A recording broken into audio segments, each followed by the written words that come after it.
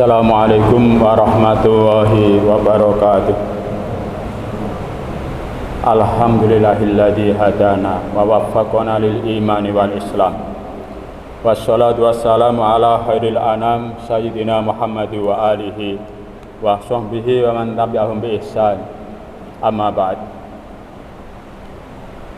Puji syukur alhamdulillah, dengan fadil dan rahmat Allah kita bisa melaksanakan sholat zuhur bersama,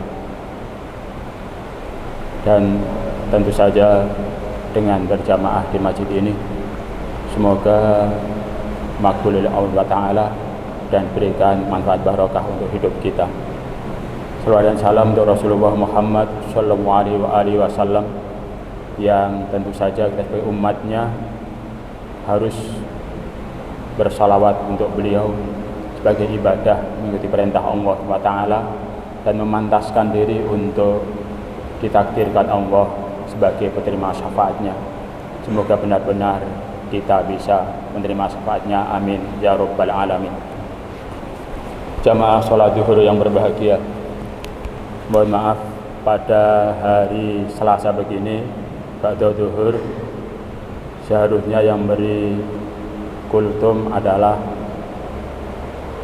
saudara kami Ustadz Sugeng, tapi karena beliau ada halangan karena kecelakaan, semoga diberikan kesembuhan secepatnya, maka saya diminta untuk menyampaikan sebagai pengganti beliau kultum pada siang kali ini. Saudara sekalian, ada kitab Al-Ahadits Al-Qudsiyah, buku yang isinya adalah kumpulan hadis-hadis qudsi yang disusun oleh Dr. Darwis Juwaidi. Ada banyak bab-bab atau judul yang beliau buat.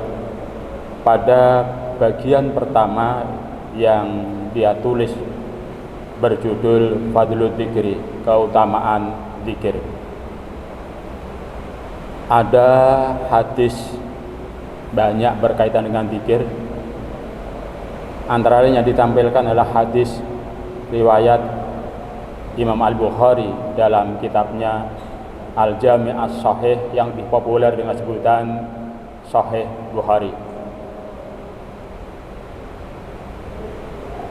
Hadis itu berbunyi, an Abi Hurairah qala Rasulullah sallallahu alaihi wasallam, inna lillahi malaikatan yatufuna fit turuq yaltamisuna ahlad dzikri fa idza wajadu qauman yadhkuruna Allaha fanadu halummu ila hajatikum qala fayufunahum bi ajnihatihim ila samai dunya qala fayas'aluhum rabbuhum wa huwa a'lamu bihim ma yaqulu ibadi qala wa yaqulun yusabbihunaka wa yukabbirunaka wa yahmadunaka wa yumajjidunak. Al-hadis masih cukup panjang. Hadis riwayat dari sahabat Abi Hurairah, dia berkata, Rasulullah bersabda, Allah memiliki para malaikat yang berkeliling di jalan-jalan, gang-gang, lorong-lorong. Mereka mencari ahli zikir. Ketika mereka menemukan sekelompok orang atau kaum atau komunitas yang berzikir pada Allah, maka yang menemukan itu akan memanggil teman-temannya, halummu ila hajatikum, silakan kemari, disinilah yang kamu cari. Kemudian mereka akan menutupkan sayap-sayap mereka kepada orang-orang yang berzikir itu. Begitu banyaknya malaikat yang ikut hadir sehingga sampai bertumpuk ke atas mencapai langit pertama. Allah Ta'ala selanjutnya bertanya kepada para malaikat, dan tentu saja Allah lebih tahu apa yang dilakukan para hambanya itu. Pertanyaan Allah, ma yaqulu ibadi, apa yang dikatakan oleh para hamba-hambaku itu. Malaikat menjawab, Yusabbihunak, mereka bertasbih kepadamu. Wa yukabbirunak, dan mereka bertakbir kepadamu. Wa yahmadunak, mereka juga bertahmid. Wa yumajjidunak, dan mengagungkan kamu. Al-Hadis.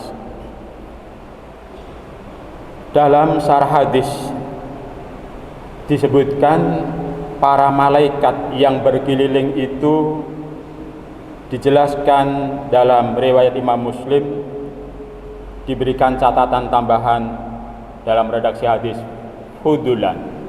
Artinya para malaikat yang mencari para ahli zikir itu sebagai malaikat yang lebih. Artinya mereka bukan para malaikat pencatat amal soleh yang ada pada setiap manusia. Dimanapun manusia beramal, kapanpun akan ada pencatatnya. Bukan para malaikat pencatat, bukan pula malaikat hafadah yang bertugas untuk memberikan penjagaan pada setiap makhluk, pada manusia. Bukan, mereka memang malaikat khusus yang diberikan tugas untuk mencari para ahli zikir. Kemudian syarih juga menjelaskan dengan catatan khusus pada poin kata pertanyaan Allah, ma yaqulu ibadi, apa yang dikatakan hambaku. Ini pertanyaan ada tujuan khusus mengapa Allah menanyai malaikat tentang apa yang dikatakan oleh ahli zikir itu. Secara manusiawi dalam bahasa kita, Allah sebetulnya adalah cara Jawa melehke para malaikat. Bukankah ketika Allah mencipta manusia, para malaikat itu membuat prediksi manusia itu nanti akan merusak di bumi, akan menumpahkan darah. Ketika itu Allah juga menyatakan, aku lebih tahu. Dan ternyata di antara yang diketahui Allah dan dalam realitas adalah manusia itu juga ahli berzikir. Kemudian ketika para manusia berzikir itu dengan tasbihnya, dengan tahmidnya, dengan takbirnya, Allah bertanya kepada para malaikat, apa yang mereka harapkan, apa yang mereka minta dari amalan ibadah zikir itu. Kemudian malaikat menjawab, mereka minta untuk bisa diberikan surgamu. Allah selanjutnya bertanya, apakah mereka pernah melihat surga? Malaikat menjawab, tidak, mereka demi Allah tidak pernah melihatnya. Kemudian bagaimana andai kata mereka itu pernah melihat surga? Malaikat menjawab, tentu saja mereka akan lebih semangat lagi, lebih kuat lagi harapannya untuk mencapai surga dengan tambah banyak berzikir, tambah kuat berzikir. Kemudian Allah bertanya, apa yang diinginkan mereka bisa dijauhkan, dihindarkan. Famimma yata'awwadun yaquluna minan nar. Malaikat menjawab, mereka ingin dijauhkan, dijaga dari kemungkinan terkena azab atau siksa neraka. Allah pun bertanya, apakah mereka pernah melihat neraka? Para malaikat menjawab, tidak pernah. Kemudian Allah bertanya, bagaimana andai kata mereka pernah melihat neraka? Para malaikat menyatakan, andai kata para ahli zikir itu melihat neraka, tentu saja mereka akan lebih banyak lagi untuk berzikir demi bisa terjauhkan dari neraka, karena khawatir, takut terkena ancaman siksa neraka. Setelah dialog itu, Allah dengan anugerahnya, dengan fadlnya menyatakan, ushidukum anni qad ghafartu lahum. Saksikan wahai para malaikat, kamu saya jadikan saksi apa yang dipersaksikan. Anni qad ghafartu lahum, sungguh aku telah memberikan maghfirah, pengampunan untuk orang-orang yang zikir itu.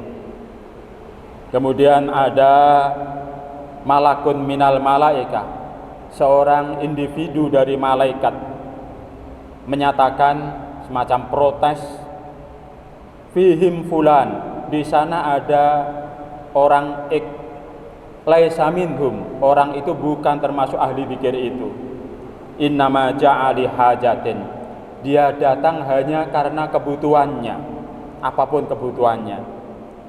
Qala humul julasa, Allah berfirman, mereka itu kumpul satu majlis, la yasqa bihim jalisuhum, tidak akan celaka orang yang duduk bersama dengan mereka ahli zikir itu.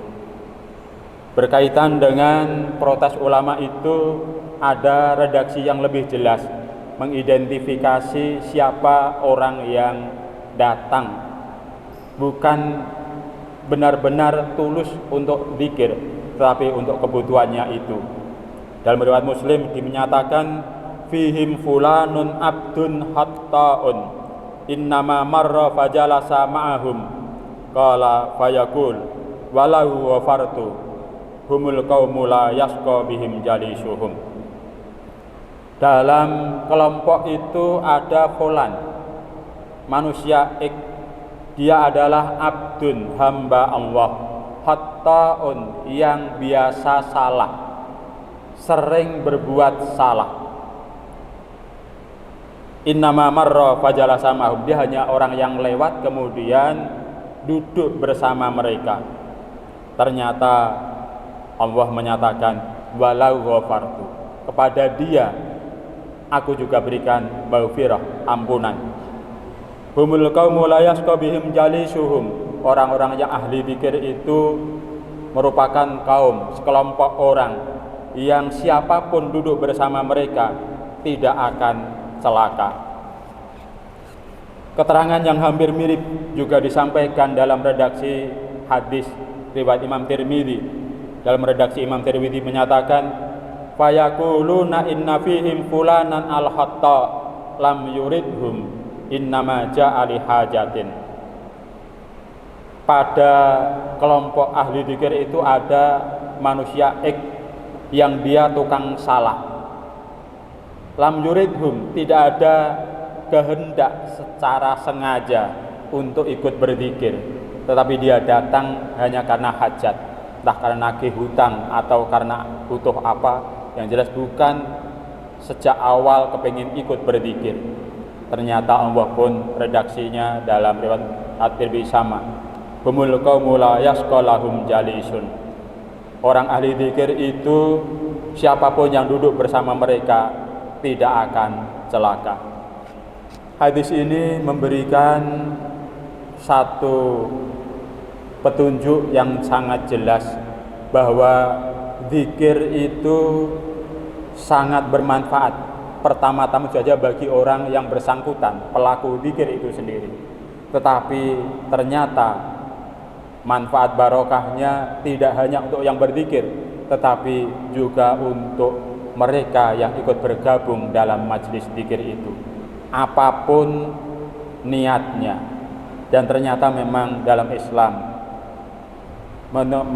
mengajarkan bahwa anugerah Allah itu ada pada hak prerogatif Allah. Ketika orang sebetulnya niatnya belum tepat, tapi kalau Allah memberikan anugerahnya, maka itu hak Allah pula. Dan ini memberikan harapan bagi kita.